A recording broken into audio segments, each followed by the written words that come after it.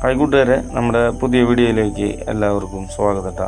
അപ്പോൾ ഇന്ന് ഞാൻ പുല്ലുവെട്ട് മെഷീനെ കുറിച്ചിട്ടുള്ള എനിക്കറിയാവുന്ന കുറച്ച് കാര്യങ്ങൾ നിങ്ങളായിട്ട് പങ്കുവയ്ക്കാനാണ് വന്നിട്ടുള്ളത് കേട്ടോ.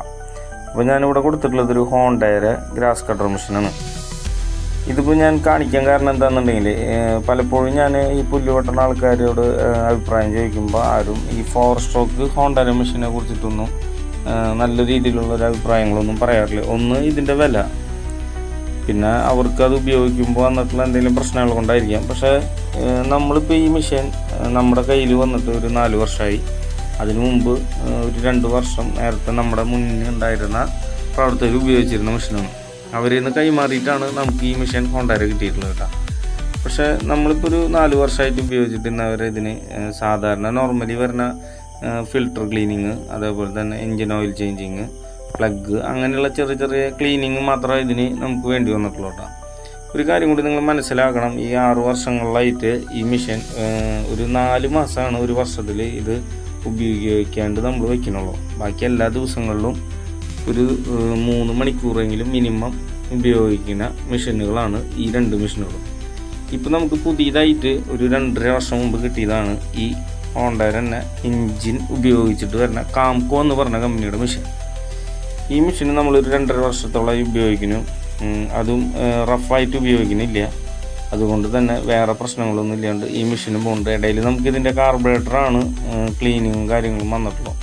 അതുമാത്രമല്ല, നമുക്ക് ഇത് തോളത്തിട്ടതുകൊണ്ട് തന്നെ ഇത് സ്റ്റാർട്ട് ചെയ്യാനൊക്കെ വളരെ സുഖമായിട്ട് തന്നെ സ്റ്റാർട്ട് ചെയ്യാനൊക്കെ സാധിക്കും.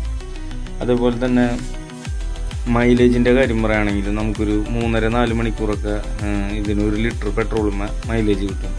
അതേപോലെ തന്നെ ചൂടാവണ പ്രശ്നങ്ങൾ വളരെ കുറവാണ് ഈ മെഷീൻ. അതായത് ഒരു 3-4 മണിക്കൂറൊക്കെ നമുക്ക് കണ്ടിന്യൂസ് ഉപയോഗിച്ചാലും വേറെ ഹീറ്റാവണ പ്രശ്നങ്ങളോ കാര്യങ്ങളൊന്നും ഉണ്ടാവാറില്ല.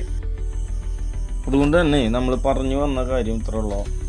പുല്ലുവെട്ടുമായിട്ട് മുന്നോട്ട് പോകുന്ന നമ്മുടെ സഹപ്രവർത്തകർക്ക് അത്യാവശ്യം വർക്കും കാര്യങ്ങളായി കഴിഞ്ഞ് കഴിഞ്ഞാൽ പിന്നെ ഒരു 4 സ്ട്രോക്ക് മെഷീൻ ഉപയോഗിക്കുന്നത് വളരെ നല്ലതാണ്. കാരണം ഇതിന് വൈബ്രേഷനും അതേപോലെ തന്നെ ശബ്ദവും കാര്യങ്ങളൊക്കെ കുറവായതുകൊണ്ട് നമുക്ക് ഇത് ഉപയോഗിക്കാനും കുറേ നേരം ഉപയോഗിക്കുമ്പോൾ ഉണ്ടാകുന്ന ക്ഷീണവും കാര്യങ്ങളൊക്കെ ഒഴിവാക്കാനൊക്കെ 4 സ്ട്രോക്ക് മെഷീൻ നമ്മളെ സഹായിക്കും. അതുമാത്രമല്ല, മൈലേജ്, ഇന്ധനക്ഷമത, അത് പെട്രോളിൻ്റെ വിലയും കാര്യങ്ങളൊക്കെ ഇത്ര ഉള്ള നിലയ്ക്ക് നമുക്ക് താരതമ്യം ചെയ്യുമ്പോൾ നല്ല മൈലേജും കാര്യങ്ങളും വരുമ്പോൾ അതിൻ്റെയൊക്കെ വളരെ ഡിഫറൻസ് എന്തായാലും വരും. പക്ഷേ 2 സ്ട്രോക്ക് മെഷീനുകളെ സംബന്ധിച്ച് മാറി മാറി ഉപയോഗിച്ചാലും റഫായിട്ട് ഉപയോഗിച്ചാലും ഒന്നും പ്രശ്നങ്ങൾ കുറവായിരിക്കും. ഇതെന്ന് പറഞ്ഞാൽ സിംഗിൾ യൂസായിട്ട് ഉപയോഗിക്കുക, വല്ലാണ്ട് റഫായിട്ട് ഉപയോഗിക്കാണ്ടിരിക്കുകയൊക്കെ ചെയ്ത് കഴിഞ്ഞ് കഴിഞ്ഞാൽ നമുക്ക് ഒരുപാട് നാൾ കൊണ്ട് നടക്കാൻ സാധിക്കില്ല.